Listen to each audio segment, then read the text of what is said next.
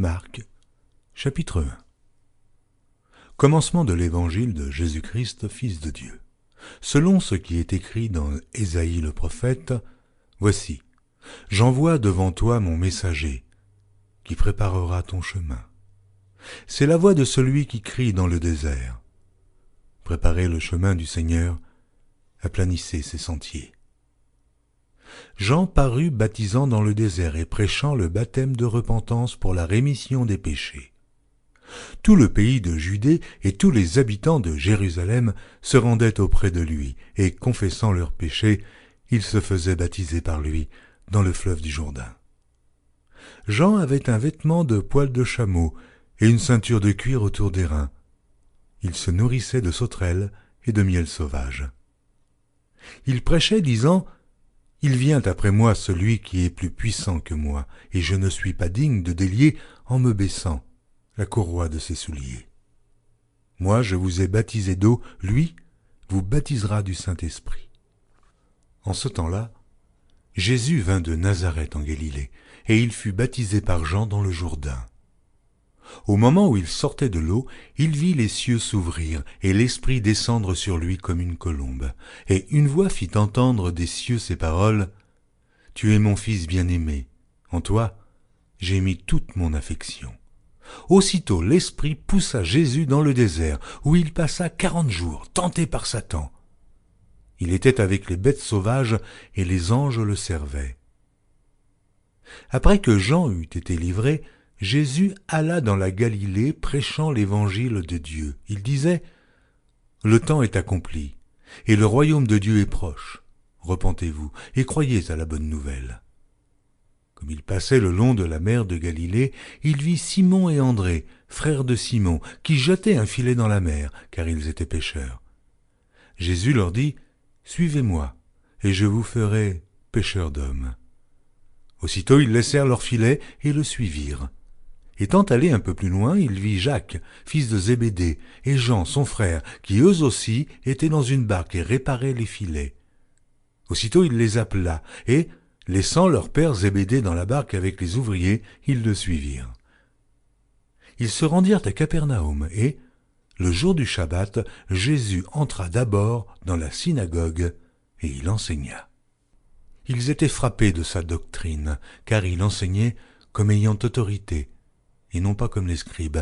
Il se trouva dans leur synagogue un homme qui avait un esprit impur, et qui s'écria : « Qu'y a-t-il entre nous et toi, Jésus de Nazareth ?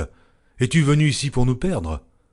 Je sais qui tu es le Saint de Dieu. » Jésus le menaça, disant : « Tais-toi et sors de cet homme. » Et l'esprit impur sortit de cet homme, en l'agitant avec violence et en poussant un grand cri. Tous furent saisis de stupéfaction, de sorte qu'ils se demandaient les uns aux autres : « Qu'est-ce que ceci ? Une nouvelle doctrine ? » Il commande avec autorité même aux esprits impurs, et lui obéissent. Et sa renommée se répandit aussitôt dans tous les lieux environnants de la Galilée. En sortant de la synagogue, ils se rendirent avec Jacques et Jean à la maison de Simon et d'André. La belle-mère de Simon était couchée ayant la fièvre, et aussitôt on parla d'elle à Jésus. S'étant approché, il la fit lever en lui prenant la main, et à l'instant la fièvre la quitta. Puis elle les servit. Le soir, après le coucher du soleil, on lui amena tous les malades et les démoniaques, et toute la ville était rassemblée devant sa porte. Il guérit beaucoup de gens qui avaient diverses maladies. Il chassa aussi beaucoup de démons, et il ne permettait pas aux démons de parler parce qu'ils le connaissaient. Vers le matin, pendant qu'il faisait encore très sombre, il se leva et sortit pour aller dans un lieu désert, où il pria. Simon et ceux qui étaient avec lui se mirent à sa recherche, et quand ils l'eurent trouvé, ils lui dirent : « Tous te cherchent. » Il leur répondit : « Allons ailleurs, dans les bourgades voisines, afin que j'y prêche aussi, car c'est pour cela que je suis sorti. » Et il alla prêcher dans les synagogues par toute la Galilée, et il chassa les démons. Un lépreux vint à lui, et se jetant à genoux, il lui dit d'un ton suppliant : « Si tu le veux, tu peux me rendre pur. » Jésus, ému de compassion, étendit la main, le toucha et dit : « Je le veux, sois pur. » Aussitôt la lèpre le quitta, et il fut purifié. Jésus le renvoya sur le champ avec de sévères recommandations, et il lui dit « Garde-toi de rien dire à personne, mais va te montrer au sacrificateur et offre pour ta purification ce que Moïse a prescrit, afin que cela leur serve de témoignage. » Mais cet homme, s'en étant allé, se mit à publier hautement la chose et à la divulguer, de sorte que Jésus ne pouvait plus entrer publiquement dans une ville. Il se tenait dehors, dans des lieux déserts, où l'on venait à lui de toutes parts.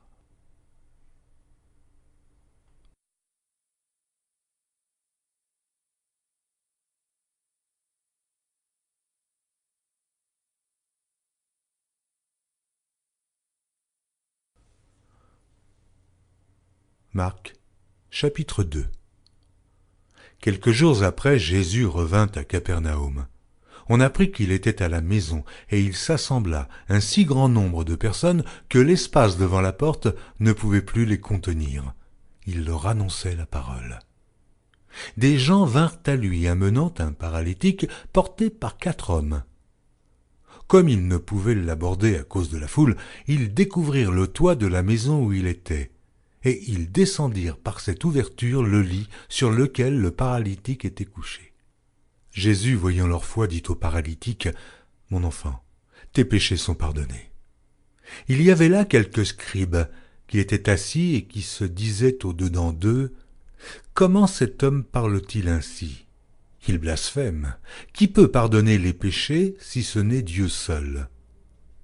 Jésus, ayant aussitôt connu par son esprit ce qu'ils pensaient au-dedans d'eux, leur dit, « Pourquoi avez-vous de telles pensées dans vos cœurs ? Lequel est le plus aisé de dire au paralytique, « Tes péchés sont pardonnés » ou de dire, « Lève-toi, prends ton lit et marche » ? Or, afin que vous sachiez que le Fils de l'homme a sur la terre le pouvoir de pardonner les péchés, je te l'ordonne, dit-il au paralytique. Lève-toi, prends ton lit, et va dans ta maison. Et à l'instant, il se leva, prit son lit, et sortit en présence de tout le monde, de sorte qu'ils étaient tous dans l'étonnement, et glorifiaient Dieu, disant, « Nous n'avons jamais vu rien de pareil. » Jésus sortit de nouveau du côté de la mer. Toute la foule venait à lui, et il les enseignait. En passant, il vit Lévi, fils d'Alphée, assis au bureau des péages. Il lui dit, « Suis-moi. » Lévi se leva et le suivit.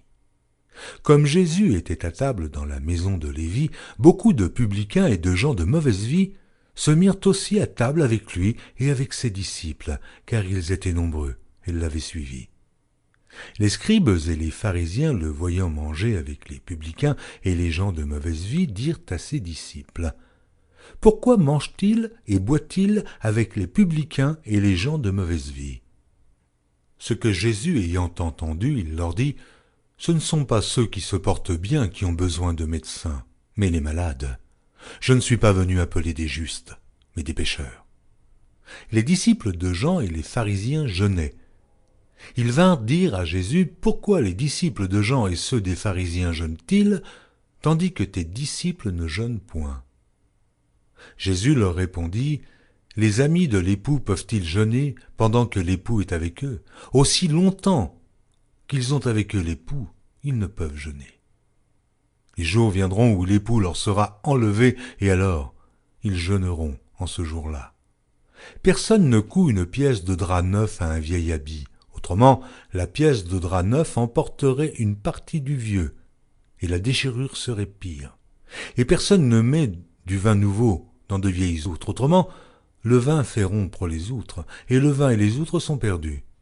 Mais il faut mettre le vin nouveau dans des outres neuves. » Il arriva un jour de Shabbat que Jésus traversa des champs de blé. Ses disciples, chemin faisant, se mirent à arracher des épis. Les pharisiens lui dirent, « Voici, pourquoi font-ils ce qui n'est pas permis pendant le Shabbat ?» Jésus leur répondit, « N'avez-vous jamais lu ce que fit David lorsqu'il fut dans la nécessité et qu'il eut faim, lui et ceux qui étaient avec lui, comment il entra dans la maison de Dieu du temps du souverain sacrificateur Abiatar, et mangea les pains de proposition qu'il n'est permis qu'aux sacrificateurs de manger, et en donna même à ceux qui étaient avec lui. Puis il leur dit, « Le Shabbat a été fait pour l'homme, et non l'homme pour le Shabbat, de sorte que le Fils de l'homme est maître même du Shabbat. »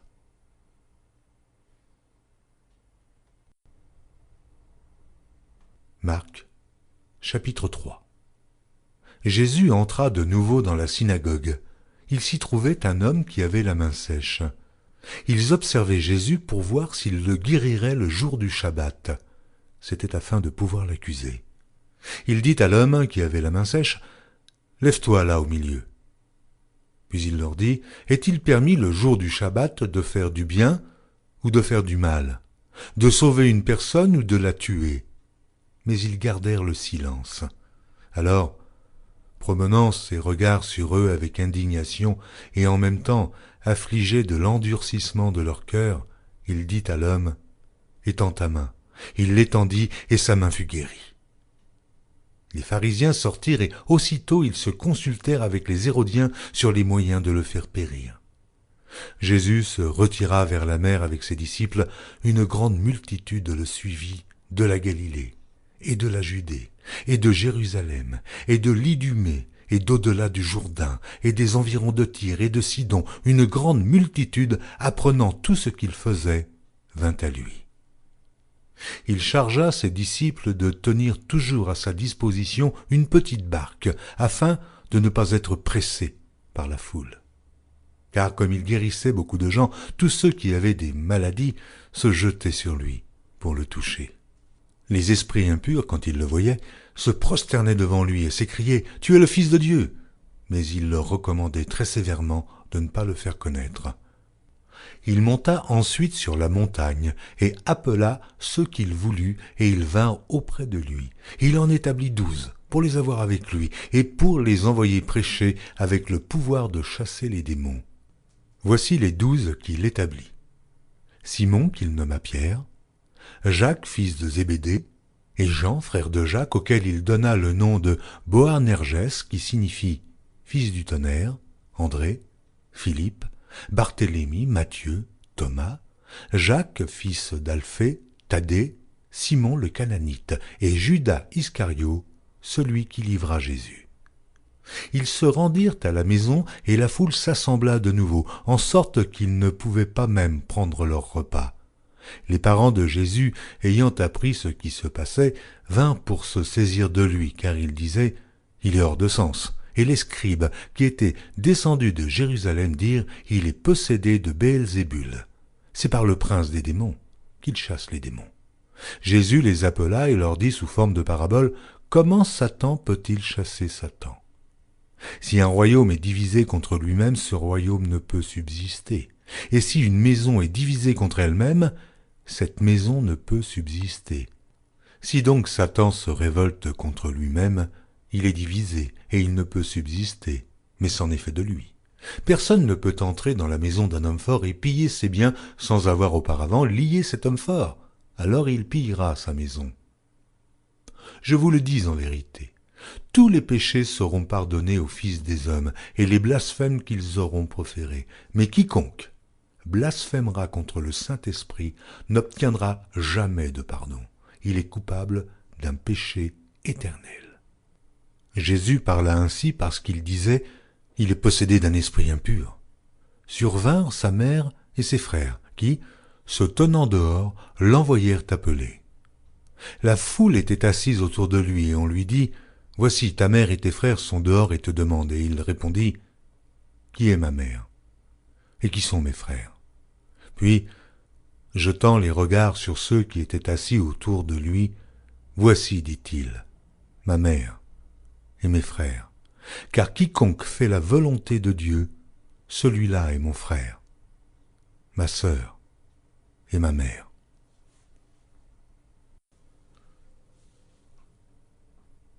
Marc, chapitre 4. Jésus se mit de nouveau à enseigner au bord de la mer. Une grande foule s'étant assemblée auprès de lui, il monta et s'assit dans une barque sur la mer. Toute la foule était à terre sur le rivage. Il leur enseigna beaucoup de choses en paraboles, et il leur dit dans son enseignement, « Écoutez, un semeur sortit pour semer. Comme il semait, Une partie de la semence tomba le long du chemin. Les oiseaux vinrent et la mangèrent. Une autre partie tomba dans un endroit pierreux, où elle n'avait pas beaucoup de terre. Elle leva aussitôt, parce qu'elle ne trouva pas un sol profond. Mais, quand le soleil parut, elle fut brûlée et sécha, faute de racines. Une autre partie tomba parmi les épines. Les épines montèrent et l'étouffèrent, et elle ne donna point de fruit. Une autre partie tomba dans la bonne terre. Elle donna du fruit, qui montait et croissait, et elle rapportait 30, 60 et 100 pour un. Puis il dit, que celui qui a des oreilles pour entendre, entende. Lorsqu'il fut en particulier, ceux qui l'entouraient avec les 12 l'interrogèrent sur les paraboles. Il leur dit, c'est à vous qu'a été donné le mystère du royaume de Dieu. Mais pour ceux qui sont dehors, tout se passe en paraboles, afin qu'en voyant, ils voient et n'aperçoivent point, et qu'en entendant, ils entendent et ne comprennent point, de peur qu'ils ne se convertissent et que les péchés ne leur soient pardonnés. Il leur dit encore, vous ne comprenez pas ces paraboles. Comment donc comprendrez-vous toutes les paraboles? Le semeur sème la parole. Les uns sont le long du chemin, où la parole est semée. Quand ils l'ont entendue, aussitôt Satan vient et enlève la parole qui a été semée en eux. Les autres, pareillement, reçoivent la semence dans les endroits pierreux. Quand ils entendent la parole, ils la reçoivent d'abord avec joie, mais ils n'ont pas de racine en eux-mêmes. Ils manquent de persistance, et dès que survient une tribulation ou une persécution à cause de la parole, ils y trouvent une occasion de chute.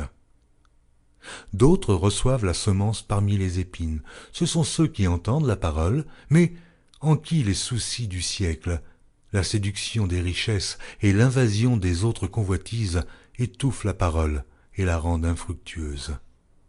D'autres reçoivent la semence dans la bonne terre. Ce sont ceux qui entendent la parole, la reçoivent et portent du fruit, 30, 60 et 100 pour un. Il leur dit encore, apporte-t-on la lampe pour la mettre sous le boisseau ou sous le lit? N'est-ce pas pour la mettre sur le chandelier? Car il n'est rien de caché qui ne doive être découvert, rien de secret qui ne doive être mis au jour. Si quelqu'un a des oreilles pour entendre, qu'il entende.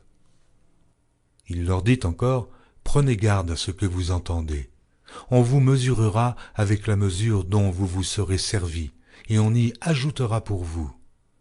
Car on donnera à celui qui a, mais à celui qui n'a pas, on ôtera même ce qu'il a. Il dit encore, il en est du royaume de Dieu comme quand un homme jette de la semence en terre. Qu'il dorme ou qu'il veille, nuit et jour, la semence germe et croît, sans qu'il sache comment. La terre produit d'elle-même d'abord l'herbe, puis l'épi, puis le grain tout formé dans l'épi, et dès que le fruit est mûr, on y met la faucille, car la moisson est là. Il dit encore, à quoi comparerons-nous le royaume de Dieu, ou par quelle parabole le représenterons-nous? Il est semblable à un grain de sénévé qui, lorsqu'on le sème en terre, est la plus petite de toutes les semences qui sont sur la terre. Mais, lorsqu'il a été semé, il monte, devient plus grand que tous les légumes, et pousse de grandes branches, en sorte que les oiseaux du ciel peuvent habiter sous son ombre. C'est par beaucoup de paraboles de ce genre qu'il leur annonçait la parole, selon qu'ils étaient capables de l'entendre. Il ne leur parlait point sans parabole, mais, en particulier, il expliquait tout à ses disciples. Ce même jour, sur le soir, Jésus leur dit « Passons à l'autre bord ». Après avoir renvoyé la foule, ils l'emmenèrent dans la barque où il se trouvait. Il y avait aussi d'autres barques avec lui. Il s'éleva un grand tourbillon, et les flots se jetaient dans la barque, au point qu'elle se remplissait déjà. Et lui, il dormait à la poupe sur le coussin. Ils le réveillèrent et lui dirent « Maître, ne t'inquiètes-tu pas de ce que nous périssons ?» S'étant réveillé, il menaça le vent et la mer. « Silence, tais-toi !» Et le vent cessa, et il y eut un grand calme. Puis il leur dit « Pourquoi avez-vous ainsi peur? Comment n'avez-vous point de foi ?» Ils furent saisis d'une grande frayeur, et ils se dirent les uns aux autres « Quel est donc celui-ci, à qui obéissent même le vent et la mer ?» Marc, chapitre 5. ils arrivèrent à l'autre bord de la mer, dans le pays des Gadaréniens. Aussitôt que Jésus fut hors de la barque, il vint au-devant de lui un homme sortant des sépulcres et possédé d'un esprit impur. Cet homme avait sa demeure dans les sépulcres et personne ne pouvait plus le lier, même avec une chaîne. Car souvent il avait eu les fers aux pieds et avait été lié de chaînes, mais il avait rompu les chaînes et brisé les fers, et personne n'avait la force de le dompter. Il était sans cesse nuit et jour dans les sépulcres et sur les montagnes, criant et se meurtrissant avec des pierres.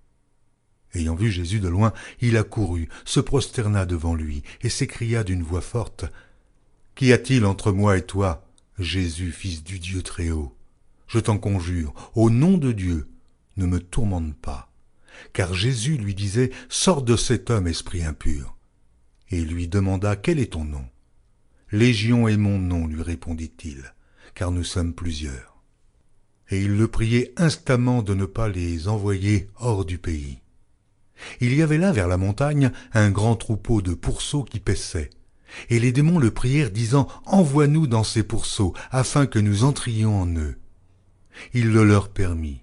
Et les esprits impurs sortirent, entrèrent dans les pourceaux, et le troupeau se précipita des pentes escarpées dans la mer. Il y en avait environ 2000, et ils se noyèrent dans la mer. Ceux qui les faisaient paître s'enfuirent et répandirent la nouvelle dans la ville et des campagnes. Les gens allèrent voir ce qui était arrivé.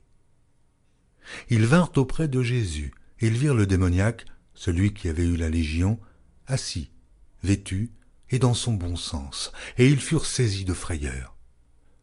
Ceux qui avaient vu ce qui s'était passé leur racontèrent ce qui était arrivé au démoniaque et au pourceau. Alors il se mit à supplier Jésus de quitter leur territoire. Comme il montait dans la barque, celui qui avait été démoniaque lui demanda la permission de rester avec lui. Jésus ne le lui permit pas, mais il lui dit : « Va dans ta maison, vers les tiens, et raconte-leur tout ce que le Seigneur t'a fait et comment il a eu pitié de toi. » Il s'en alla et se mit à publier dans la Décapole tout ce que Jésus avait fait pour lui, et tous furent dans l'étonnement. Jésus, dans la barque, regagna l'autre rive où une grande foule s'assembla près de lui. Il était au bord de la mer. Alors vint un des chefs de la synagogue, nommé Jaïrus, qui, l'ayant aperçu, se jeta à ses pieds et lui adressa cette instante prière : « Ma petite fille est à l'extrémité, viens, impose-lui les mains, afin qu'elle soit sauvée et qu'elle vive. » Jésus s'en alla avec lui, et une grande foule le suivait et le pressait. Or, il y avait une femme atteinte d'une perte de sang depuis 12 ans. Elle avait beaucoup souffert entre les mains de plusieurs médecins. Elle avait dépensé tout ce qu'elle possédait, et elle n'avait éprouvé aucun soulagement, mais était allée plutôt en empirant.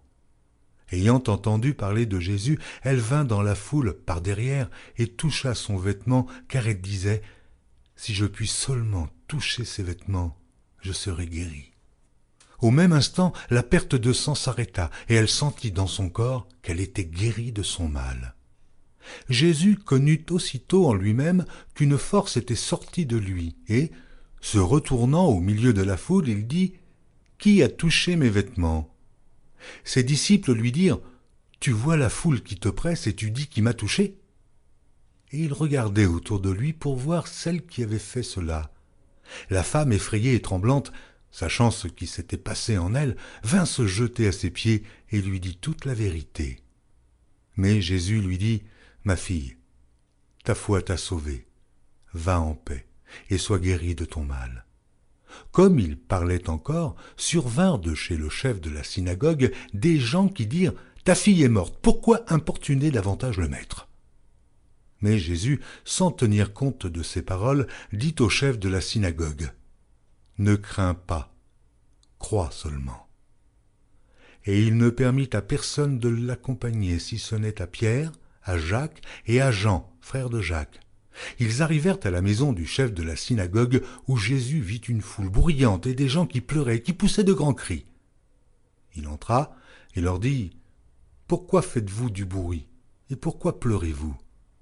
L'enfant n'est pas morte, mais elle dort. » Et ils se moquaient de lui. Alors Ayant fait sortir tout le monde, il prit avec lui le père et la mère de l'enfant et ceux qui l'avaient accompagné, et il entra où était l'enfant. Il la saisit par la main et lui dit « Talitha koumi », ce qui signifie « Jeune fille, lève-toi, je te le dis ». Aussitôt la jeune fille se leva et se mit à marcher, car elle avait 12 ans, et ils furent dans un grand étonnement. Jésus leur adressa de fortes recommandations pour que personne ne sût la chose, et il dit qu'on donna à manger à la jeune fille. Marc, chapitre 6. Jésus partit de là et se rendit dans sa patrie. Ses disciples le suivirent. Quand le Shabbat fut venu, il se mit à enseigner dans la synagogue. Beaucoup de gens qui l'entendirent étaient étonnés et disaient « D'où lui viennent ces choses ? Quelle est cette sagesse qui lui a été donnée et comment de tels miracles se font-ils par ses mains ? N'est-ce pas le charpentier, le fils de Marie, le frère de Jacques, de José, de Jude et de Simon ? Et ses sœurs ne sont-elles pas ici parmi nous ?» Et il était pour eux une occasion de chute. Mais Jésus leur dit « Un prophète n'est méprisé que dans sa patrie, parmi ses parents et dans sa maison. Il ne put faire là aucun miracle, si ce n'est qu'il imposa les mains à quelques malades et les guérit. » Et ils s'étonnaient de leur incrédulité. Jésus parcourait les villages d'alentour en enseignant. Alors il appela les 12 et il commença à les envoyer 2 à 2 en leur donnant pouvoir sur les esprits impurs. Il leur prescrivit de ne rien prendre pour le voyage, si ce n'est un bâton, de n'avoir ni pain, ni sac, ni monnaie dans la ceinture, de chausser des sandales et de ne pas revêtir de tunique. Puis il leur dit « Dans quelque maison que vous entriez, restez-y jusqu'à ce que vous partiez de ce lieu, et s'il y a quelque part des gens qui ne vous reçoivent ni ne vous écoutent, retirez-vous de là et secouez la poussière de vos pieds afin que cela leur serve de témoignage. » Ils partirent et ils prêchèrent la repentance. Ils chassaient beaucoup de démons et ils oignaient d'huile beaucoup de malades et les guérissaient. Le roi Hérode entendit parler de Jésus dont le nom était devenu célèbre et il dit « Jean-Baptiste est ressuscité des morts. » Et c'est pour cela qu'il se fait par lui des miracles. D'autres disaient « C'est Élie » et d'autres disaient « C'est un prophète, comme l'un des prophètes. » Mais Hérode, en apprenant cela, disait « Ce Jean que j'ai fait décapiter, c'est lui qui est ressuscité. » Car Hérode lui-même avait fait arrêter Jean et l'avait fait lier en prison à cause d'Hérodias, femme de Philippe, son frère, parce qu'il l'avait épousée et que Jean lui disait « Il ne t'est pas permis d'avoir la femme de ton frère. » Hérodias était irritée contre Jean et voulait le faire mourir, mais elle ne le pouvait, car Hérode craignait Jean, le connaissant pour un homme juste et saint. Il le protégeait et après l'avoir entendu, il était souvent perplexe et l'écoutait avec plaisir.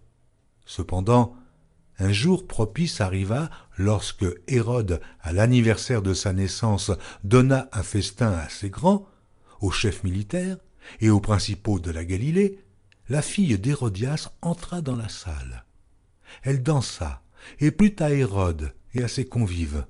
Le roi dit à la jeune fille « Demande-moi ce que tu voudras, et je te le donnerai. » Il ajouta avec serment « Ce que tu me demanderas, je te le donnerai. Fût-ce la moitié de mon royaume. » Étant sortie, elle dit à sa mère « Que demanderai-je » Et sa mère répondit « La tête de Jean-Baptiste. » Elle s'empressa de rentrer aussitôt vers le roi et lui fit cette demande « Je veux que tu me donnes à l'instant, sur un plat, la tête de Jean-Baptiste. » Le roi fut attristé, mais à cause de ses serments et des convives, il ne voulut pas lui faire un refus.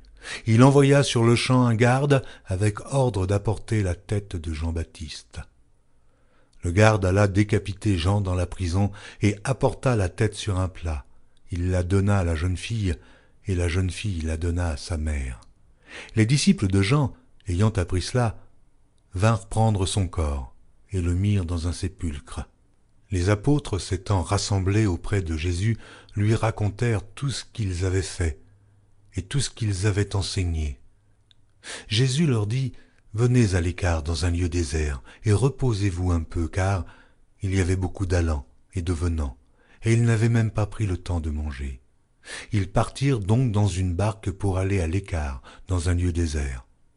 Beaucoup de gens les virent s'en aller, et ils les reconnurent, et de toutes les villes on accourut à pied, et on les devança au lieu où ils se rendaient.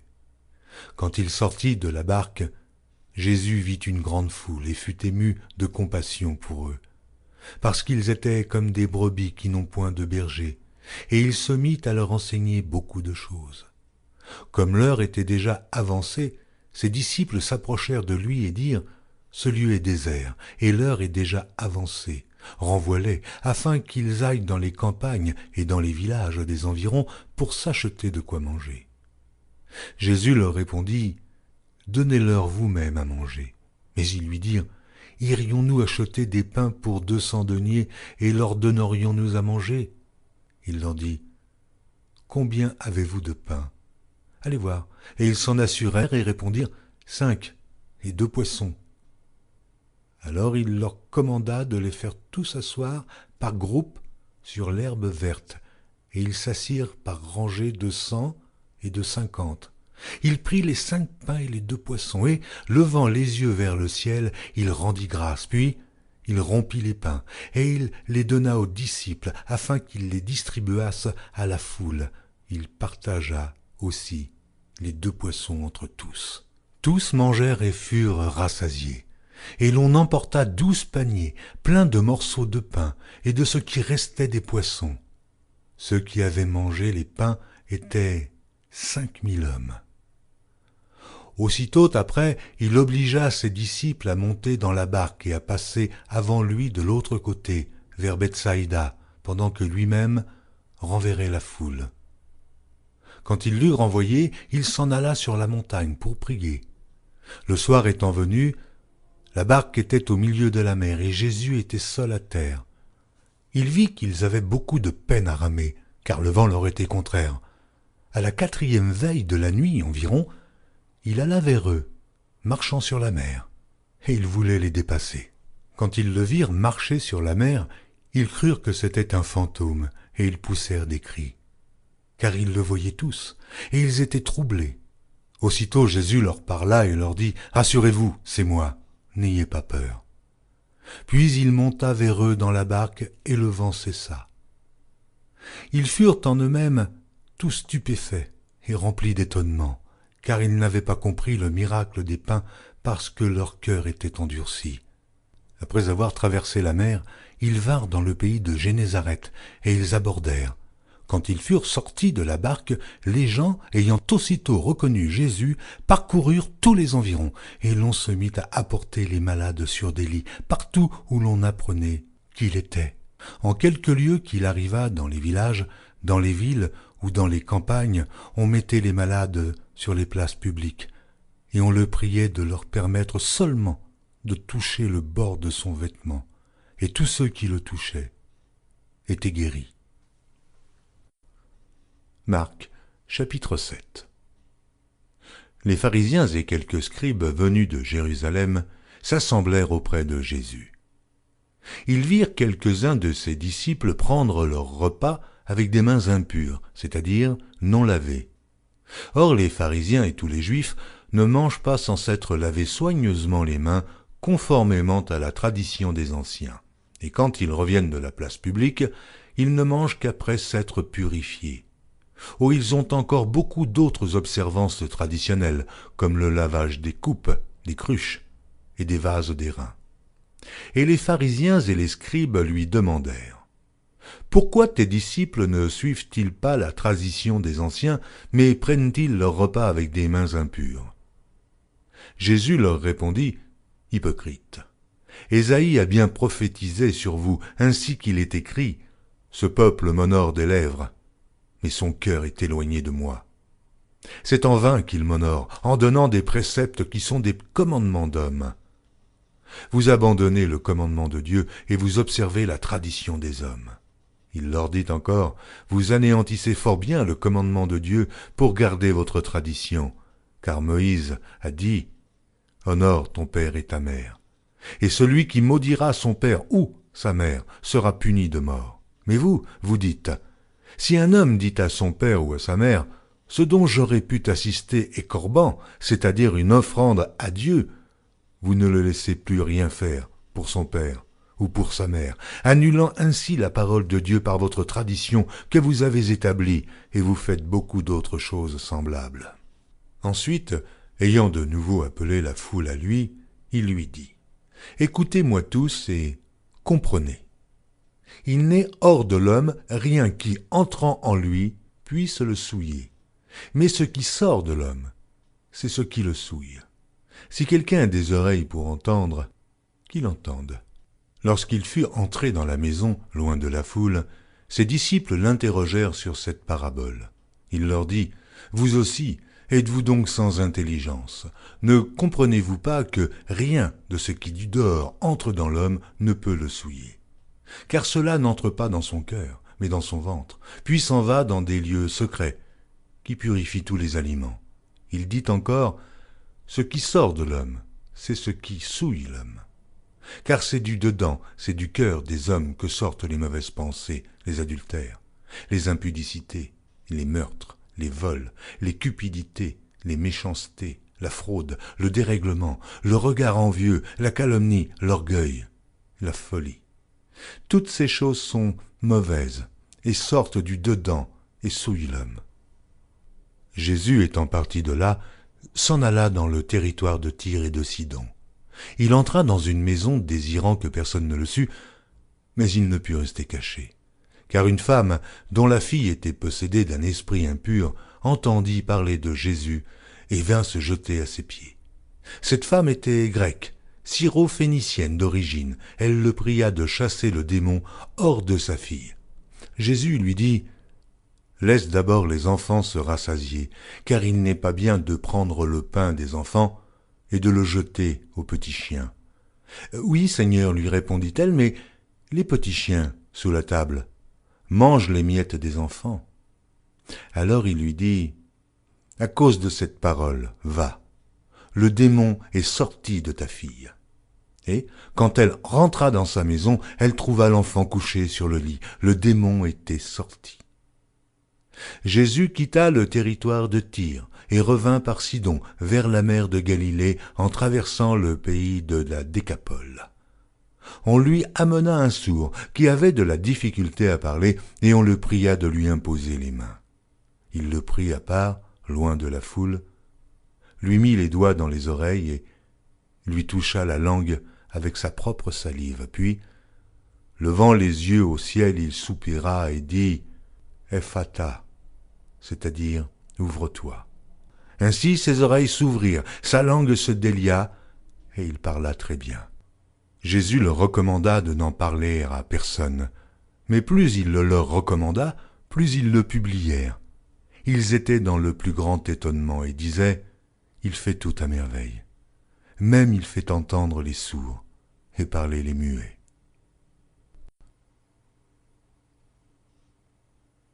Marc, chapitre 8. En ces jours-là, une foule nombreuse s'étant de nouveau réunie, et n'ayant pas de quoi manger, Jésus appela les disciples et leur dit, « Je suis ému de compassion pour cette foule, car voilà 3 jours qu'ils sont près de moi, et ils n'ont rien à manger. Si je les renvoie chez eux à jeun, les forces leur manqueront en chemin, car quelques-uns d'entre eux sont venus de loin. » Ses disciples lui répondirent, « Comment pourrait-on les rassasier de pain ici, dans un lieu désert ?» Jésus leur demanda, « Combien avez-vous de pain ?» 7, répondit-il. Alors il fit asseoir la foule par terre, prit les 7 pains et, après avoir rendu grâce, il les rompit et les donna à ses disciples pour les distribuer. Et ils les distribuèrent à la foule. Il avait encore quelques petits poissons, et Jésus, ayant rendu grâce, les fit aussi distribuer. Ils mangèrent et furent rassasiés, et l'on emporta 7 corbeilles pleines de morceaux qui restaient. Ils étaient environ 4000 hommes.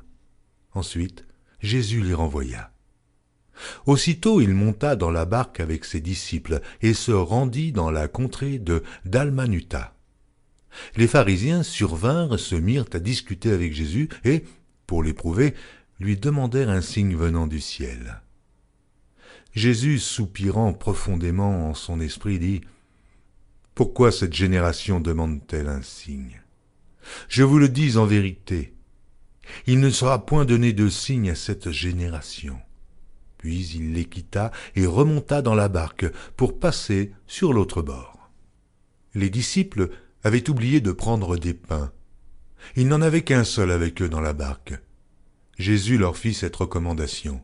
« Gardez-vous avec soin du levain des pharisiens et du levain d'Hérode. » Les disciples raisonnaient entre eux et disaient « C'est parce que nous n'avons pas de pain. » Jésus, l'ayant connu, leur dit « Pourquoi raisonnez-vous sur ce que vous n'avez pas de pain? Êtes-vous encore sans intelligence et ne comprenez-vous pas? Avez-vous le cœur endurci? Ayant des yeux, ne voyez-vous pas? Ayant des oreilles, n'entendez-vous pas? Et n'avez-vous point de mémoire? Quand j'ai rompu les 5 pains pour les 5000 hommes, combien de paniers pleins de morceaux avez-vous emportés? 12, lui répondirent-ils. Et quand j'ai rompu les 7 pains pour les 4000 hommes, combien de corbeilles pleines de morceaux avez-vous emportés? 7, répondirent-ils. Et il leur dit, ne comprenez-vous pas encore? Ils se rendirent à Bethsaïda, et on amena vers Jésus un aveugle, qu'on le pria de toucher. Il prit l'aveugle par la main, et le conduisit hors du village, puis il lui mit de la salive sur les yeux, lui imposa les mains, et lui demanda s'il voyait quelque chose. Il regarda et dit, « J'aperçois les hommes, mais j'en vois comme des arbres, et qui marchent. » Jésus lui mit de nouveau les mains sur les yeux, et, quand l'aveugle regarda fixement, il fut guéri, et vit tout distinctement. Alors Jésus le renvoya dans sa maison en disant, « N'entre pas au village. » Jésus s'en alla avec ses disciples dans les villages de Césarée et de Philippe, et il leur posa en chemin cette question, « Qui dit-on que je suis ?» Ils répondirent, « Jean-Baptiste, les autres, Élie, les autres l'un des prophètes, et vous, leur demanda-t-il, « Qui dites-vous que je suis ?» Pierre lui répondit, « Tu es le Christ. » Jésus leur recommanda sévèrement de ne dire cela de lui à personne. Alors il commença à leur apprendre qu'il fallait que le Fils de l'homme souffrit beaucoup, qu'il fût rejeté par les anciens, par les principaux sacrificateurs et par les scribes, qu'il fût mis à mort et qu'il ressuscita 3 jours après. Il leur disait ces choses ouvertement, et Pierre, l'ayant pris à part, se mit à le reprendre. Mais Jésus, se retournant et regardant ses disciples, réprimanda Pierre et dit, « Arrière de moi, Satan ! Car tu ne conçois pas les choses de Dieu, tu n'as que des pensées humaines. » Puis, ayant appelé la foule avec ses disciples, il leur dit, « Si quelqu'un veut venir après moi, qu'il renonce à lui-même, qu'il se charge de sa croix et qu'il me suive. Car celui qui voudra sauver sa vie la perdra, mais celui qui perdra sa vie à cause de moi et de la bonne nouvelle la sauvera. Et que sert-il à un homme de gagner tout le monde s'il perd son âme? Que donnerait un homme en échange de son âme? Car quiconque aura honte de moi et de mes paroles, au milieu de cette génération adultère et pécheresse, le Fils de l'homme aussi aura honte de lui quand il viendra dans la gloire de son Père avec les saints anges. » Marc, chapitre 9. Il leur dit encore, « Je vous le dis en vérité, quelques-uns de ceux qui sont ici ne mourront point, qu'ils n'aient vu le royaume de Dieu venir avec puissance. » 6 jours après, Jésus prit avec lui Pierre, Jacques et Jean, et il les conduisit seuls à l'écart sur une haute montagne. Il fut transfiguré devant eux. Ses vêtements devinrent resplendissants, et d'une telle blancheur qu'il n'est pas de foulon sur la terre qui puisse blanchir ainsi. Élie et Moïse leur apparurent, s'entretenant avec Jésus. Pierre, prenant la parole, dit à Jésus, « Rabbi, il est bon que nous soyons ici. Dressons 3 tentes, une pour toi, une pour Moïse et une pour Élie, car ils ne savaient que dire, l'effroi les ayant saisis. » Une nuée vint les couvrir, et de la nuée sortit une voix. « Celui-ci est mon fils bien-aimé, écoutez-le. » Aussitôt les disciples regardèrent tout autour, et ils ne virent que Jésus, seul, avec eux.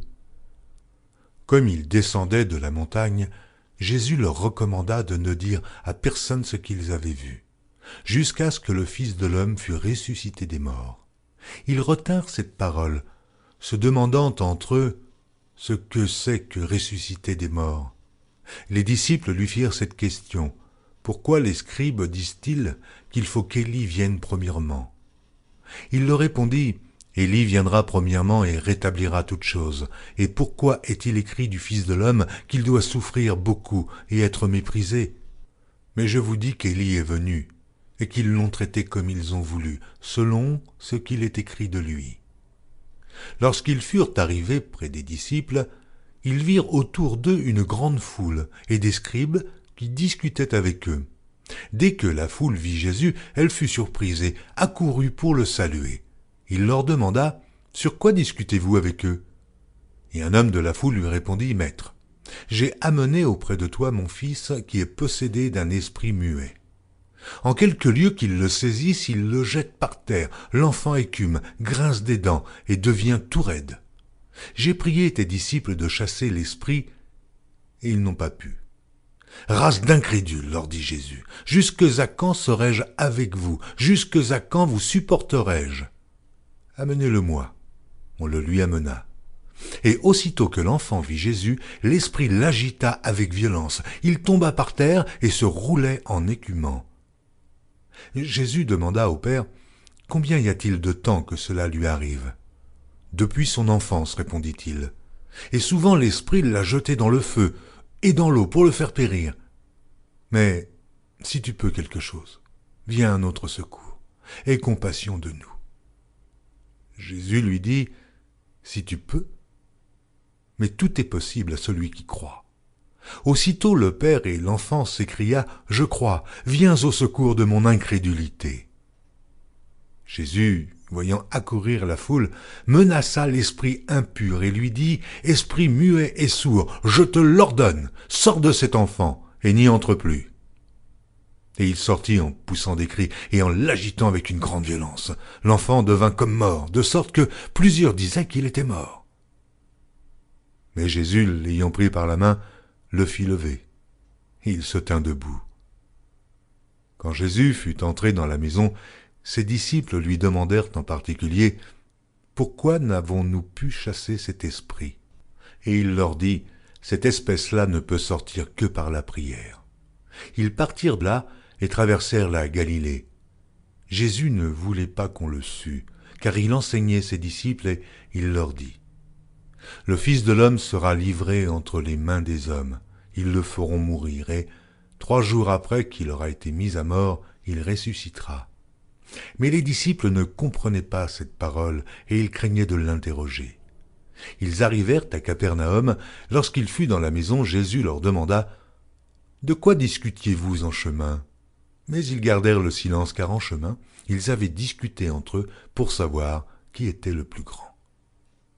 Alors il s'assit, appela les 12 et leur dit: « Si quelqu'un veut être le premier, il sera le dernier de tous et le serviteur de tous. » Il prit un petit enfant, le plaça au milieu d'eux, et l'ayant pris dans ses bras, il leur dit: « Quiconque reçoit en mon nom un de ces petits enfants me reçoit moi-même, et quiconque me reçoit, reçoit non pas moi, mais celui qui m'a envoyé. » Jean lui dit: « Maître, nous avons vu un homme qui chasse les démons en ton nom, et nous l'en avons empêché parce qu'il ne nous suit pas. » « Ne l'en empêchez pas, répondit Jésus, car il n'est personne qui, faisant un miracle en mon nom, puisse aussitôt après parler mal de moi. Qui n'est pas contre nous est pour nous. Et quiconque vous donnera à boire un verre d'eau en mon nom parce que vous appartenez à Christ, je vous le dis en vérité, il ne perdra point sa récompense. Mais si quelqu'un scandalisait un de ces petits qui croient, il vaudrait mieux pour lui qu'on lui mît au cou une grosse meule de moulin et qu'on le jetât dans la mer. Si ta main est pour toi une occasion de chute, coupe-la. Mieux vaut pour toi entrer manchot dans la vie que d'avoir les 2 mains et d'aller dans la géhenne, dans le feu qui ne s'éteint point. Et si ton pied est pour toi une occasion de chute, coupe-le Mieux vaut pour toi entrer boiteux dans la vie que d'avoir les deux pieds et d'être jeté dans la géhenne, dans le feu qui ne s'éteint point. Et si ton œil est pour toi une occasion de chute, arrache-le. Mieux vaut pour toi entrer dans le royaume de Dieu n'ayant qu'un œil, que d'avoir deux yeux et d'être jeté dans la géhenne, où leur ver ne meurt point, et où le feu ne s'éteint point. Car tout homme sera salé de feu. Le sel est une bonne chose. Mais si le sel devient sans saveur, avec quoi l'assaisonnerez-vous? Ayez du sel en vous-même, et soyez en paix les uns avec les autres. Marc, chapitre 10. Jésus étant parti de là se rendit dans le territoire de la Judée, au-delà du Jourdain. La foule s'assembla de nouveau près de lui, et selon sa coutume, il se mit encore à l'enseigner. Les pharisiens l'abordèrent, et pour l'éprouver, ils lui demandèrent s'il est permis à un homme de répudier sa femme. Il leur répondit, « Que vous a prescrit Moïse ?» Moïse, dirent-ils, a permis d'écrire une lettre de divorce et de répudier. Et Jésus leur dit, « C'est à cause de la dureté de votre cœur que Moïse vous a donné ce précepte. Mais au commencement de la création, Dieu fit l'homme et la femme. C'est pourquoi l'homme quittera son père et sa mère et s'attachera à sa femme, et les deux deviendront une seule chair. Ainsi, ils ne sont plus deux, mais ils sont une seule chair. Que l'homme donc ne sépare pas ce que Dieu a joint. » Lorsqu'ils furent dans la maison, les disciples l'interrogèrent encore là-dessus. Il leur dit, « Celui qui répudie sa femme et qui en épouse une autre commet un adultère à son égard. Et si une femme quitte son mari et en épouse un autre, elle commet un adultère. » On lui amena des petits-enfants, afin qu'il les touchât, mais les disciples reprirent ceux qui les amenaient. Jésus, voyant cela, fut indigné et leur dit, « Laissez venir à moi les petits-enfants et ne les en empêchez pas, car le royaume de Dieu est pour ceux qui leur ressemblent. Je vous le dis en vérité, quiconque ne recevra pas le royaume de Dieu comme un petit enfant n'y entrera point. » Puis il les prit dans ses bras et les bénit, en leur imposant les mains. Comme Jésus se mettait en chemin, un homme accourut et, se jetant à genoux devant lui, « Bon maître, lui demanda-t-il, que dois-je faire pour hériter la vie éternelle ?»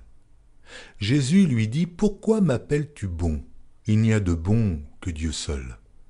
Tu connais les commandements. Tu ne commettras point d'adultère, tu ne tueras point, tu ne déroberas point, tu ne diras point de faux témoignages, tu ne feras tort à personne, honore ton père et ta mère. » Il lui répondit, « Maître, j'ai observé toutes ces choses dès ma jeunesse. » Jésus, l'ayant regardé, l'aima et lui dit, « Il te manque une chose. Va, vends tout ce que tu as, donne-le aux pauvres, et tu auras un trésor dans le ciel, puis viens et suis-moi. » Mais, affligé de cette parole, cet homme s'en alla tout triste, car il avait de grands biens. Jésus, regardant autour de lui, dit à ses disciples qu'il sera difficile à ceux qui ont des richesses d'entrer dans le royaume de Dieu. Les disciples furent étonnés de ce que Jésus parlait ainsi et, reprenant, il leur dit, « Mes enfants, il est difficile à ceux qui se confient dans les richesses d'entrer dans le royaume de Dieu. Il est plus facile à un chameau de passer par le trou d'une aiguille qu'à un riche d'entrer dans le royaume de Dieu. » Les disciples furent encore plus étonnés, et ils se dirent les uns aux autres, « Et qui peut être sauvé ?» Jésus les regarda et dit, « Cela est impossible aux hommes, mais non à Dieu, car tout est possible à Dieu. » Pierre se mit à lui dire, « Voici, nous avons tout quitté et nous t'avons suivi. » Jésus répondit, « Je vous le dis en vérité, il n'est personne qui, ayant quitté à cause de moi et à cause de la bonne nouvelle sa maison, ou ses frères, ou ses sœurs, ou sa mère, ou son père, ou ses enfants, ou ses terres, ne reçoive au centuple présentement dans ce siècle-ci des maisons des frères, des sœurs, des mères, des enfants et des terres, avec des persécutions, et, dans le siècle à venir, la vie éternelle. Plusieurs des premiers seront les derniers, et plusieurs des derniers seront les premiers. » Ils étaient en chemin pour monter à Jérusalem, et Jésus allait au-devant d'eux, Les disciples étaient troublés, ils le suivaient avec crainte. Et Jésus prit de nouveau les 12 auprès de lui et commença à leur dire ce qui devait lui arriver. Voici, nous montons à Jérusalem et le Fils de l'homme sera livré aux principaux sacrificateurs et aux scribes. Ils le condamneront à mort et ils le livreront aux païens qui se moqueront de lui, cracheront sur lui, le battront de verges et le feront mourir. Et 3 jours après, il ressuscitera. Les fils de Zébédée, Jacques et Jean, s'approchèrent de Jésus et lui dirent « Maître, nous voudrions que tu fisses pour nous ce que nous te demanderons. » Il leur dit « Que voulez-vous que je fasse pour vous ?» « Accorde-nous, lui dirent-ils, d'être assis l'un à ta droite et l'autre à ta gauche, quand tu seras dans la gloire. » Jésus leur répondit « Vous ne savez ce que vous demandez. Pouvez-vous boire la coupe que je dois boire, ou être baptisé du baptême dont je dois être baptisé ?» Nous le pouvons, dirent-ils. Et Jésus leur répondit, « Il est vrai que vous boirez la coupe que je dois boire, et que vous serez baptisés du baptême dont je dois être baptisé. Mais pour ce qui est d'être assis à ma droite ou à ma gauche, cela ne dépend pas de moi, et ne sera donné qu'à ceux à qui cela est réservé. » Les 10, ayant entendu cela, commencèrent à s'indigner contre Jacques et Jean. Jésus les appela et leur dit, « Vous savez que ceux qu'on regarde comme les chefs des nations les tyrannisent et que les grands les dominent. Il n'en est pas de même au milieu de vous. Mais quiconque veut être grand parmi vous, qu'il soit votre serviteur, et quiconque veut être le premier parmi vous, qu'il soit l'esclave de tous. Car le Fils de l'homme est venu, non pour être servi, mais pour servir et donner sa vie, comme la rançon de plusieurs. » Ils arrivèrent à Jéricho, et lorsque Jésus en sortit avec ses disciples et une assez grande foule, le fils de Timée, Bartimée, mendiant, aveugle, était assis au bord du chemin. Il entendit que c'était Jésus de Nazareth et il se mit à crier « Fils de David, Jésus, aie pitié de moi !»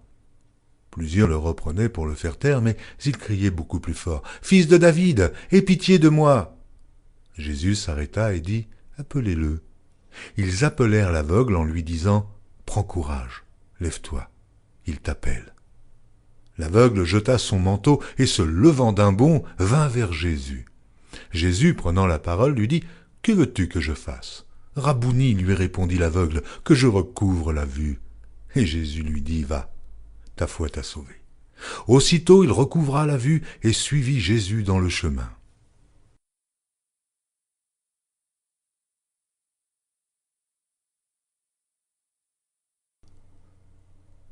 Marc, chapitre 11. Lorsqu'ils approchèrent de Jérusalem et qu'il fut près de Bethphagée et de Béthanie, vers la montagne des Oliviers, Jésus envoya 2 de ses disciples, en leur disant « Allez au village qui est devant vous, dès que vous y serez entrés, vous trouverez un ânon attaché sur lequel aucun homme ne s'est encore assis. Détachez-le et amenez-le. Si quelqu'un vous dit « Pourquoi faites-vous cela ?» répondez « Le Seigneur en a besoin. » Et à l'instant, il le laissera venir ici. Les disciples, étant allés, trouvèrent l'ânon attaché dehors, près d'une porte, au contour du chemin, et ils le détachèrent. Quelques-uns de ceux qui étaient là leur dirent « Mais que faites-vous? Pourquoi détachez-vous cet ânon ?» Ils répondirent comme Jésus l'avait dit, et on les laissa aller. Ils amenèrent à Jésus l'ânon, sur lequel ils jetèrent leurs vêtements, et Jésus s'assit dessus. Beaucoup de gens étendirent leurs vêtements sur le chemin, et d'autres des branches qu'ils coupèrent dans les champs. Ceux qui précédaient et ceux qui suivaient Jésus criaient « Hosanna, béni soit celui qui vient au nom du Seigneur, béni soit le règne qui vient, le règne de David notre Père, Hosanna dans les lieux très hauts. » Jésus entra à Jérusalem dans le temple. Quand il eut tout considéré, comme il était déjà tard, il s'en alla à Béthanie avec les 12. Le lendemain, après qu'ils furent sortis de Béthanie, Jésus eut faim. Apercevant de loin un figuier qui avait des feuilles, il alla voir s'il y trouverait quelque chose, et, s'en étant approché, il ne trouva que des feuilles, car ce n'était pas la saison des figues. Prenant alors la parole, il lui dit « Que jamais personne ne mange de ton fruit. » Et ses disciples l'entendirent. Ils arrivèrent à Jérusalem, et Jésus entra dans le temple, et il se mit à chasser ceux qui vendaient et qui achetaient dans le temple. Il renversa les tables des changeurs et les sièges des vendeurs de pigeons, et ne laissant personne transporter aucun objet à travers le temple. Et il enseignait et disait, « N'est-il pas écrit ? Ma maison sera appelée une maison de prière pour toutes les nations, mais vous en avez fait une caverne de voleurs. » Les principaux sacrificateurs et les scribes, l'ayant entendu, cherchèrent les moyens de le faire périr, car ils craignaient, parce que toute la foule était frappée de sa doctrine. Quand le soir fut venu, Jésus sortit de la ville. Le matin, en passant, les disciples virent le figuier séché jusqu'aux racines. Pierre, se rappelant ce qui s'était passé, dit à Jésus, « Rabbi, regarde le figuier que tu as maudit, à sécher. » Jésus prit la parole et leur dit, « Ayez foi en Dieu. Je vous le dis en vérité. Si quelqu'un dit à cette montagne, « Ôte-toi de là et jette-toi dans la mer », et s'il ne doute point en son cœur, mais croit que ce qu'il a dit arrive, il le verra s'accomplir. C'est pourquoi je vous dis, tout ce que vous demanderez en priant, croyez que vous l'avez reçu, et vous le verrez s'accomplir. Et, lorsque vous êtes debout, faisant votre prière, si vous avez quelque chose contre quelqu'un, pardonnez, afin que votre Père qui est dans les cieux vous pardonne aussi vos offenses. Mais si vous ne pardonnez pas, votre Père qui est dans les cieux ne vous pardonnera pas non plus vos offenses. » Ils se rendirent de nouveau à Jérusalem et, pendant que Jésus se promenait dans le temple, les principaux sacrificateurs et les scribes et les anciens vinrent à lui et lui dirent, « Par quelle autorité fais-tu ces choses? Et qui t'a donné l'autorité de les faire ?» Jésus leur répondit, « Je vous adresserai aussi une question. Répondez-moi, et je vous dirai par quelle autorité je fais ces choses. Le baptême de Jean, venait-il du ciel ou des hommes?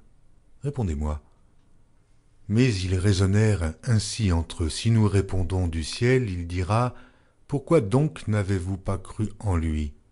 Et si nous répondons des hommes, ils craignaient le peuple, car tous tenaient réellement Jean pour un prophète. Alors ils répondirent à Jésus, « Nous ne savons. » Et Jésus leur dit, « Moi non plus.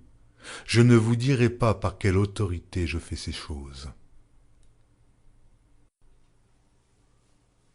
Marc, chapitre 12.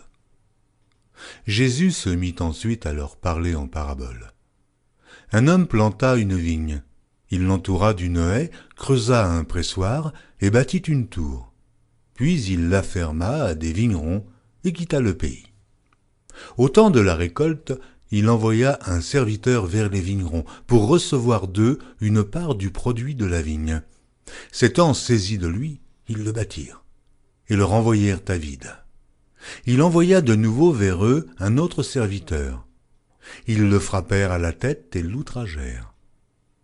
Il en envoya un troisième qu'ils tuèrent, puis plusieurs autres qu'ils battirent ou tuèrent. Il avait encore un fils bien-aimé. Il l'envoya vers eux, le dernier, en disant « Ils auront du respect pour mon fils. » Mais ces vignerons dirent entre eux « Voici l'héritier, venez, tuons-le, et l'héritage sera à nous. » Et ils se saisirent de lui, le tuèrent et le jetèrent hors de la vigne. Maintenant, que fera le maître de la vigne? Il viendra, fera périr les vignerons et il donnera la vigne à d'autres. N'avez-vous pas lu cette parole de l'Écriture? La pierre qu'ont rejetée ceux qui bâtissaient est devenue la principale de l'angle. C'est par la volonté du Seigneur qu'elle l'est devenue. Et c'est un prodige à nos yeux? Ils cherchaient à se saisir de lui, mais ils craignaient la foule. Ils avaient compris que c'était pour eux que Jésus avait dit cette parabole, et ils le quittèrent et s'en allèrent. Ils envoyèrent auprès de Jésus quelques-uns des pharisiens et des hérodiens, afin de le surprendre par ses propres paroles.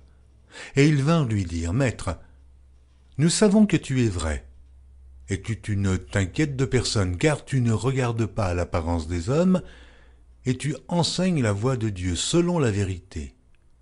Est-il permis ou non de payer le tribut à César? Devons-nous payer ou ne pas payer? Jésus, connaissant leur hypocrisie, leur répondit, « Pourquoi me tentez-vous?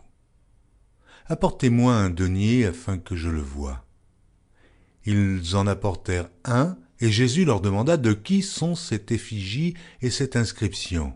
« De César, lui répondirent-ils.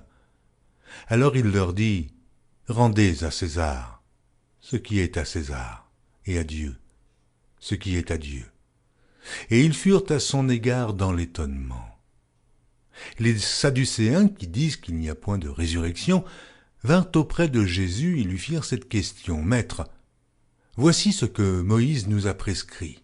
Si le frère de quelqu'un meurt et laisse une femme sans avoir d'enfant, son frère épousera sa veuve et suscitera une postérité à son frère. Or, il y avait 7 frères. Le premier se maria et mourut sans laisser de postérité. Le second prit la veuve pour femme et mourut sans laisser de postérité. Et il en fut de même du troisième, et aucun des 7 ne laissa de postérité. Après eux tous, la femme mourut aussi. À la résurrection, duquel d'entre eux sera-t-elle la femme, car les 7 l'ont eue pour femme? Jésus leur répondit, « N'êtes-vous pas dans l'erreur parce que vous ne comprenez ni les Écritures, ni la puissance de Dieu? Car, à la résurrection des morts, les hommes ne prendront point de femmes, ni les femmes de mari, mais ils seront comme les anges dans les cieux. Pour ce qui est de la résurrection des morts, n'avez-vous pas lu dans le livre de Moïse ce que Dieu lui dit à propos du buisson? Je suis le Dieu d'Abraham, le Dieu d'Isaac et le Dieu de Jacob. Dieu n'est pas Dieu des morts, mais des vivants. Vous êtes grandement dans l'erreur. » Un des scribes, qui les avait entendus discuter, sachant que Jésus avait bien répondu aux Sadducéens, s'approcha et lui demanda, « Quel est le premier de tous les commandements ?» Jésus répondit, « Voici le premier. Écoute, Israël, le Seigneur, notre Dieu est l'unique Seigneur, et tu aimeras le Seigneur ton Dieu de tout ton cœur, de toute ton âme, de toute ta pensée et de toute ta force. Voici le second. Tu aimeras ton prochain comme toi-même. Il n'y a pas d'autre commandement plus grand que cela. » Le scribe lui dit, « Bien, maître, tu as dit avec vérité que Dieu est unique et qu'il n'y en a point d'autre que lui, et que l'aimer de tout son cœur, de toute sa pensée, de toute son âme et de toute sa force, et aimer son prochain comme soi-même, c'est plus que tous les holocaustes et tous les sacrifices. » Jésus, voyant qu'il avait répondu avec intelligence, lui dit, « Tu n'es pas loin du royaume de Dieu. » Et personne n'osa pu lui proposer de question. Jésus, continuant à enseigner dans le temple, dit, « Comment les scribes disent-ils que le Christ est fils de David? David lui-même, animé par l'Esprit Saint, a dit, « Le Seigneur a dit à mon Seigneur, assieds-toi à ma droite, jusqu'à ce que je fasse de tes ennemis ton marchepied. » David lui-même l'appelle Seigneur. Comment donc est-il son fils? Et une grande foule l'écoutait avec plaisir. Il leur disait dans son enseignement, « Gardez-vous des scribes, qui aiment à se promener en robe longue et à être salués dans les places publiques, qui recherchent les premiers sièges dans les synagogues et les premières places dans les festins, qui dévorent les maisons des veuves et qui font pour l'apparence de longues prières. Ils seront jugés plus sévèrement. » Jésus, s'étant assis vis-à-vis du tronc, regardait comment la foule y mettait de l'argent. Plusieurs riches mettaient beaucoup. Il vint aussi une pauvre veuve. Elle y mit 2 petites pièces, faisant un quart de sou.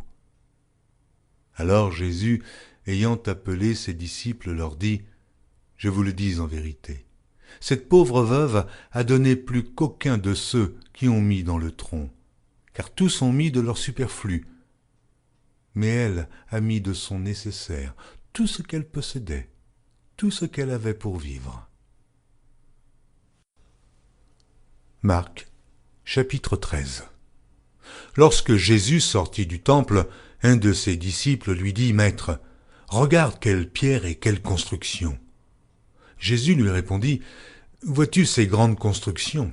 Il ne restera pas pierre sur pierre qui ne soit renversée. » Il s'assit sur la montagne des Oliviers en face du temple, et Pierre, Jacques, Jean et André lui firent en particulier cette question. « Dis-nous quand cela arrivera-t-il, et à quel signe connaîtra-t-on que toutes ces choses vont s'accomplir ?» Jésus se mit alors à leur dire « Prenez garde que personne ne vous séduise, car plusieurs viendront sous mon nom disant « C'est moi », et ils séduiront beaucoup de gens. Quand vous entendrez parler de guerre et de bruit de guerre, ne soyez pas troublés, car il faut que ces choses arrivent, mais ce ne sera pas encore la fin. Une nation s'élèvera contre une nation et un royaume contre un royaume. Il y aura des tremblements de terre en divers lieux, il y aura des famines. Ce ne sera que le commencement des douleurs. Prenez garde à vous-même, on vous livrera aux tribunaux, et vous serez battus de verges dans les synagogues. Vous comparaîtrez devant des gouverneurs et devant des rois à cause de moi, pour leur servir de témoignage. Il faut premièrement que la bonne nouvelle soit prêchée à toutes les nations. Quand on vous emmènera pour vous livrer, ne vous inquiétez pas d'avance de ce que vous aurez à dire, mais dites ce qui vous sera donné à l'heure même, car ce n'est pas vous qui parlerez, mais l'Esprit Saint. Le frère livrera son frère à la mort et le père son enfant. Les enfants se soulèveront contre leurs parents et les feront mourir. Vous serez haïs de tous à cause de mon nom, mais celui qui persévérera jusqu'à la fin sera sauvé. Lorsque vous verrez l'abomination de la désolation établie là où elle ne doit pas être, que celui qui lit fasse attention. Alors, que ceux qui seront en Judée fuient dans les montagnes. Que celui qui sera sur le toit ne descende pas et n'entre pas pour prendre quelque chose dans sa maison, et que celui qui sera dans les champs ne retourne pas en arrière pour prendre son manteau. Malheurs aux femmes qui seront enceintes et à celles qui allaiteront en ces jours-là. Priez pour que ces choses n'arrivent pas en hiver. Car la détresse en ces jours sera telle qu'il n'y en a point eu de semblable depuis le commencement du monde que Dieu a créé jusqu'à présent, et qu'il n'y en aura jamais. Et si le Seigneur n'avait abrégé ces jours, personne ne serait sauvé, mais il les a abrégés à cause des élus qu'il a choisis. Si quelqu'un vous dit alors le Christ est ici ou il est là, ne le croyez pas, car il s'élèvera de faux Christ et de faux prophètes. Ils feront des prodiges et des miracles pour séduire les élus, s'il était possible. Soyez sur vos gardes. Je vous ai tout annoncé d'avance. Mais, dans ces jours, après cette détresse, le soleil s'obscurcira, la lune ne donnera plus sa lumière, les étoiles tomberont du ciel, et les puissances qui sont dans les cieux seront ébranlées. Alors on verra le Fils de l'homme venant sur les nuées, avec une grande puissance et avec gloire. Alors, il enverra les anges, et il rassemblera les élus des 4 vents, de l'extrémité de la terre jusqu'à l'extrémité du ciel. Instruisez-vous par une comparaison tirée du figuier. Dès que ses branches deviennent tendres et que les feuilles poussent, vous connaissez que l'été est proche. De même, quand vous verrez ces choses arriver, sachez que le Fils de l'homme est proche, à la porte. Je vous le dis en vérité, cette génération ne passera point que tout cela n'arrive. Le ciel et la terre passeront, mais mes paroles ne passeront point. Pour ce qui est du jour ou de l'heure, personne ne le sait, ni les anges dans le ciel, ni le Fils, mais le Père seul. Prenez garde, veillez et priez, car vous ne savez quand ce temps viendra. Il en sera comme d'un homme qui, partant pour un voyage, laisse sa maison, remet l'autorité à ses serviteurs, indique à chacun sa tâche et ordonne au portier de veiller. Veillez donc, car vous ne savez quand viendra le maître de la maison, ou le soir, ou au milieu de la nuit, ou au chant du coq, ou le matin. Craignez qu'il ne vous trouve endormi à son arrivée soudaine. Ce que je vous dis, je le dis à tous. Veillez. Marc, chapitre 14. La fête de Pâques et des pains sans levain devait avoir lieu 2 jours après. Les principaux sacrificateurs et les scribes cherchaient les moyens d'arrêter Jésus par ruse et de le faire mourir. Car ils disaient que ce ne soit pas pendant la fête, afin qu'il n'y ait pas de tumulte parmi le peuple. Comme Jésus était à Béthanie, dans la maison de Simon le lépreux, une femme entra pendant qu'il se trouvait à table. Elle tenait un vase d'albâtre qui renfermait un parfum de nard pur de grand prix, et, ayant rompu le vase, elle répandit le parfum sur la tête de Jésus. Quelques-uns exprimèrent entre eux leur indignation. À quoi bon perdre ce parfum? On aurait pu le vendre plus de 300 deniers et de les donner aux pauvres. Et ils s'irritaient contre cette femme. Mais Jésus dit, « Laissez-la. Pourquoi lui faites-vous de la peine? Elle a fait une bonne action à mon égard. Car vous avez toujours les pauvres avec vous, et vous pouvez leur faire du bien quand vous voulez, mais vous ne m'avez pas toujours. Elle a fait ce qu'elle a pu. Elle a d'avance embaumé mon corps pour la sépulture. Je vous le dis en vérité, partout où la bonne nouvelle sera prêchée dans le monde entier, on racontera aussi en mémoire de cette femme ce qu'elle a fait. » Judas Iscario, l'un des 12, alla vers les principaux sacrificateurs afin de leur livrer Jésus. Après l'avoir entendu, ils furent dans la joie et promirent de lui donner de l'argent, et Judas cherchait une occasion favorable pour le livrer. Le premier jour des pains sans levain, où l'on immolait la Pâque, les disciples de Jésus lui dirent « Où veux-tu que nous allions te préparer la Pâque ?» Et il envoya 2 de ses disciples et leur dit « Allez à la ville, vous rencontrerez un homme portant une cruche d'eau, suivez-le. Quelque part qu'il entre, dites au maître de la maison, le maître dit « Où est le lieu où je mangerai la Pâque avec mes disciples ?» Et il vous montrera une grande chambre haute, meublée et toute prête. C'est là que vous nous préparerez la Pâque. Les disciples partirent, arrivèrent à la ville et trouvèrent les choses comme il le leur avait dit. Ils préparèrent la Pâque. Le soir étant venu, il arriva avec les 12. Pendant qu'ils étaient à table et qu'ils mangeaient, Jésus dit « Je vous le dis en vérité, l'un de vous qui mange avec moi me livrera. » Ils commencèrent à s'attrister et à lui dire l'un après l'autre « Est-ce moi ?» Il leur répondit « C'est l'un des 12 qui met avec moi la main dans le plat. » Le Fils de l'homme s'en va selon ce qui est écrit de lui, mais malheur à l'homme par qui le Fils de l'homme est livré. Mieux vaudrait pour cet homme qu'il ne fût pas né. Pendant qu'il mangeait, Jésus prit du pain, et, après avoir rendu grâce, il le rompit et le leur donna en disant « Prenez, ceci est mon corps. » Il prit ensuite une coupe, et après avoir rendu grâce, il la leur donna, et ils burent tous.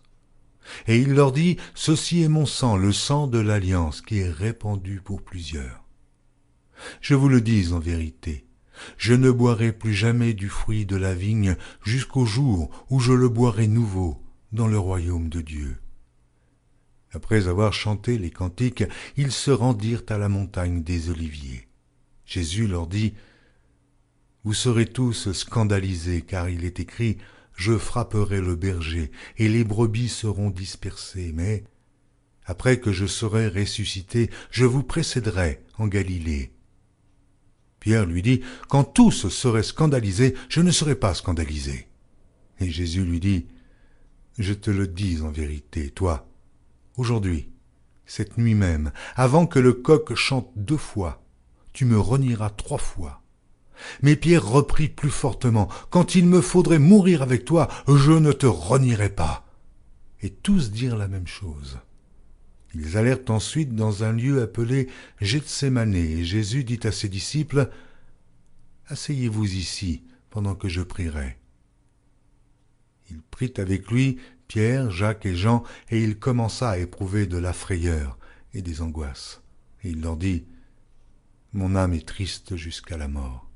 Restez ici et veillez. » Puis, ayant fait quelques pas en avant, il se jeta contre terre et pria que, s'il était possible, cette heure s'éloignât de lui. Il disait, « Abba, Père, toutes choses te sont possibles. Éloigne de moi cette coupe. Toutefois, non pas ce que je veux, mais ce que tu veux. » Et il vint vers les disciples qu'il trouva endormis, et il dit à Pierre, « Simon, tu dors, tu n'as pu veiller 1 heure. Veillez et priez afin que vous ne tombiez pas en tentation. L'esprit est bien disposé, mais la chair est faible. » Il s'éloigna de nouveau et fit la même prière. Il revint et les trouva encore endormis, car leurs yeux étaient appesantis. Ils ne surent que lui répondre. Il revint pour la 3e fois et leur dit, « Dormez maintenant et reposez-vous. C'est assez, l'heure est venue. Voici, le Fils de l'homme est livré aux mains des pécheurs. Levez-vous, allons. Voici celui qui me livre approche. » Et aussitôt, comme il parlait encore, arriva Judas, l'un des 12, et avec lui une foule armée d'épées et de bâtons, envoyés par les principaux sacrificateurs, par les scribes et par les anciens. Celui qui le livrait leur avait donné ce signe. « Celui que je baiserai, c'est lui. Saisissez-le et emmenez-le sûrement. » Dès qu'il fut arrivé, il s'approcha de Jésus, disant « Rabbi !» et il le baisa. Alors, ces gens mirent la main sur Jésus et le saisirent. Un de ceux qui étaient là, tirant l'épée, frappa le serviteur du souverain sacrificateur et lui emporta l'oreille. Jésus, prenant la parole, leur dit « Vous êtes venus comme après un brigand, avec des épées et des bâtons, pour vous emparer de moi. J'étais tous les jours parmi vous, enseignant dans le temple, et vous ne m'avez pas saisi. Mais c'est afin que les Écritures soient accomplies. » Alors tous l'abandonnèrent et prirent la fuite. Un jeune homme le suivait, et n'ayant sur le corps qu'un drap, on se saisit de lui, mais il lâcha son vêtement et se sauva tout nu. Ils emmenèrent Jésus chez le souverain sacrificateur, où s'assemblèrent tous les principaux sacrificateurs, les anciens et les scribes. Pierre le suivit de loin jusque dans l'intérieur de la cour du souverain sacrificateur. Il s'assit avec les serviteurs et il se chauffait près du feu. Les principaux sacrificateurs et tout le Sanhédrin cherchaient un témoignage contre Jésus pour le faire mourir. Et ils n'en trouvaient point, car plusieurs rendaient de faux témoignages contre lui, mais les témoignages ne s'accordaient pas. Quelques-uns se levèrent et portèrent un faux témoignage contre lui, disant « Nous l'avons entendu dire, je détruirai ce temple fait de main d'homme, et en 3 jours, j'en bâtirai un autre qui ne sera pas fait de main d'homme. » Mais même sur ce point-là, leur témoignage ne s'accordait pas. Alors, le souverain sacrificateur, se levant au milieu de l'assemblée, interrogea Jésus et dit « Ne réponds-tu rien? Qu'est-ce que ces gens déposent contre toi ?» Jésus garda le silence et ne répondit rien. Le souverain sacrificateur l'interrogea de nouveau et lui dit « Es-tu le Christ, le Fils du Dieu béni ?» Jésus répondit « Je le suis, et vous verrez le Fils de l'homme assis à la droite de la puissance de Dieu et venant sur les nuées du ciel. » Alors le souverain sacrificateur déchira ses vêtements et dit « Qu'avons-nous encore besoin de témoins? Vous avez entendu le blasphème, que vous en semble ?» Et tous le condamnèrent comme méritant la mort. Et quelques-uns se mirent à cracher sur lui, à lui voiler le visage et à le frapper à coups de poing en lui disant « Devine !» Et les serviteurs le reçurent en lui donnant des soufflets. Pendant que Pierre était en bas dans la cour, il vint une des servantes du souverain sacrificateur. Voyant Pierre qui se chauffait, elle le regarda et lui dit « Toi aussi, tu étais avec Jésus de Nazareth. » Il le nia, disant « Je ne sais pas, je ne comprends pas ce que tu veux dire. » Puis il sortit pour aller dans le vestibule. Et le coq chanta. La servante, l'ayant vu, se mit de nouveau à dire à ceux qui étaient présents « Celui-ci est de ces gens-là. » et il le nia de nouveau. Peu après, ceux qui étaient présents dirent encore à Pierre, « Certainement, tu es de ces gens-là, car tu es galiléen. » Alors il commença à faire des imprécations et à jurer, « Je ne connais pas cet homme dont vous parlez. » Aussitôt, pour la seconde fois, le coq chanta. Et Pierre se souvint de la parole que Jésus lui avait dite. « Avant que le coq chante 2 fois, tu me renieras 3 fois. » Et en y réfléchissant, il pleurait. Marc, chapitre 15. Dès le matin, les principaux sacrificateurs tinrent conseil avec les anciens et les scribes et tout le Sanhédrin, et après avoir lié Jésus, ils l'emmenèrent et le livrèrent à Pilate. Pilate l'interrogea. « Es-tu le roi des Juifs ?»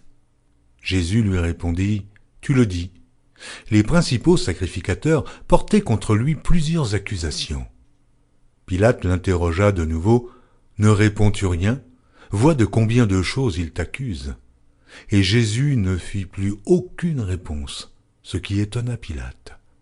À chaque fête, il relâchait un prisonnier, celui que demandait la foule.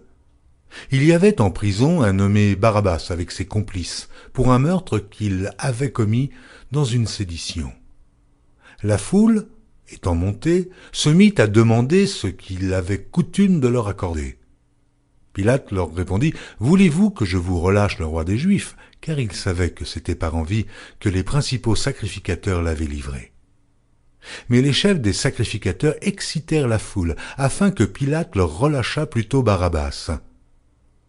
Pilate, reprenant la parole, leur dit, « Que voulez-vous donc que je fasse de celui que vous appelez le roi des Juifs ?» Ils crièrent de nouveau, « Crucifie-le !» Pilate leur dit, « Mais quel mal a-t-il fait ?»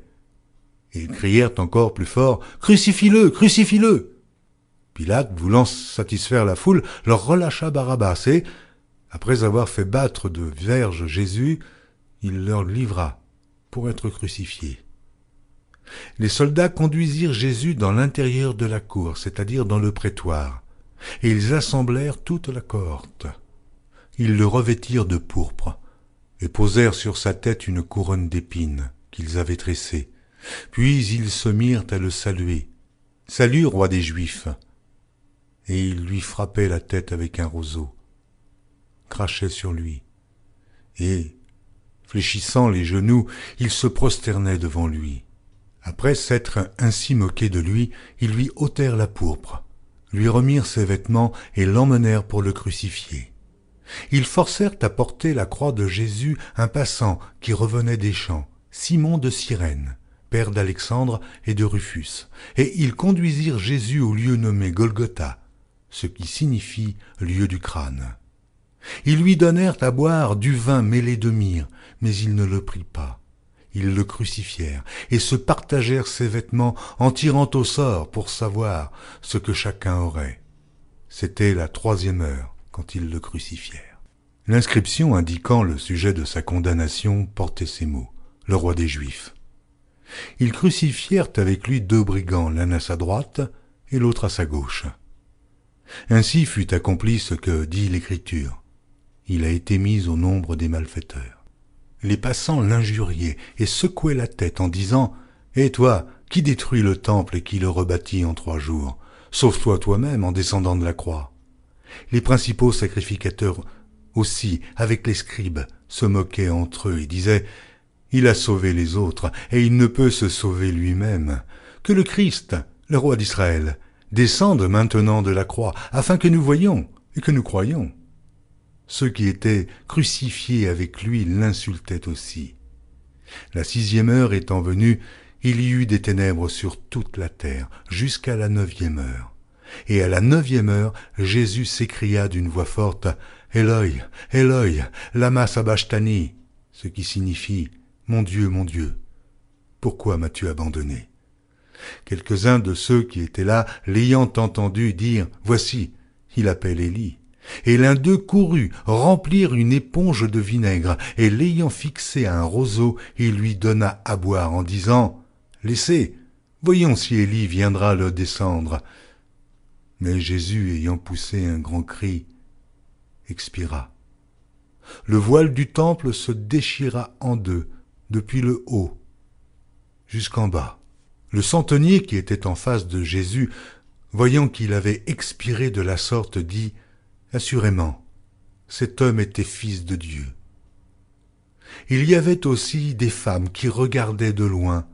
Parmi elles était Marie de Magdala, Marie, mère de Jacques le mineur et de José et Salomé, qui le suivaient et le servaient lorsqu'ils étaient en Galilée, et plusieurs autres qui étaient montés avec lui à Jérusalem. Le soir étant venu, comme c'était la préparation, c'est-à-dire la veille du Shabbat, arriva Joseph d'Arimathée, conseiller de distinction, qui lui-même attendait aussi le royaume de Dieu. Il osa se rendre vers Pilate pour demander le corps de Jésus. Pilate s'étonna qu'il fût mort si tôt, fit venir le centenier et lui demanda s'il était mort depuis longtemps. S'en étant assuré par le centenier, il donna le corps à Joseph. Et Joseph, ayant acheté un linceul, descendit Jésus de la croix, l'enveloppa du linceul et le déposa dans un sépulcre taillé dans le roc. Puis il roula une pierre à l'entrée du sépulcre. Marie de Magdala et Marie, mère de José, regardaient où on le mettait. Marc, chapitre 16. Lorsque le Shabbat fut passé, Marie de Magdala, Marie, mère de Jacques et Salomé, achetèrent des aromates afin d'aller embaumer Jésus. Le premier jour de la semaine, elles se rendirent au sépulcre de grand matin, comme le soleil venait de se lever. Elles disaient entre elles, « Mais qui nous roulera la pierre loin de l'entrée du sépulcre ?» Et, levant les yeux, elles aperçurent que la pierre, qui était très grande, avait été roulée. Elles entrèrent dans le sépulcre, virent un jeune homme assis à droite vêtu d'une robe blanche, et elles furent épouvantées. Il leur dit, « Ne vous épouvantez pas, vous cherchez Jésus de Nazareth, qui a été crucifié. Il est ressuscité, il n'est point ici. Voici le lieu où on l'avait mis. Mais allez dire à ses disciples et à Pierre qu'il vous précède en Galilée. C'est là que vous le verrez, comme il vous l'a dit. » Elles sortirent du sépulcre et s'enfuirent. La peur et le trouble les avaient saisies, et elles ne dirent rien à personne à cause de leur effroi. Jésus, étant ressuscité le matin du premier jour de la semaine, apparut d'abord à Marie de Magdala, de laquelle il avait chassé 7 démons. Elle alla emporter la nouvelle à ceux qui avaient été avec lui et qui s'affligeaient et pleuraient. Quand ils entendirent qu'il vivait et qu'elle l'avait vu, ils ne le crurent point. Après cela, il apparut sous une autre forme à 2 d'entre eux qui étaient en chemin pour aller à la campagne. Ils revinrent l'annoncer aux autres, qui ne les crurent pas non plus. Enfin, il apparut aux 11, pendant qu'ils étaient à table, et il leur reprocha leur incrédulité et la dureté de leur cœur, parce qu'ils n'avaient pas cru ceux qui l'avaient vu ressusciter. Puis il leur dit, « Allez par tout le monde, et prêchez la bonne nouvelle à toute la création. Celui qui croira et qui sera baptisé sera sauvé, mais celui qui ne croira pas sera condamné. Voici les miracles qui accompagneront ceux qui auront cru. En mon nom, ils chasseront les démons. Ils parleront de nouvelles langues. Ils saisiront des serpents. S'ils boivent quelque breuvage mortel, ils ne leur feront point de mal. Ils imposeront les mains aux malades, et les malades seront guéris. » Le Seigneur, après leur avoir parlé, fut enlevé au ciel, et il s'assit à la droite de Dieu. Et ils s'en allèrent prêcher partout. Le Seigneur travaillait avec eux, et confirmait la parole par les miracles qui l'accompagnaient.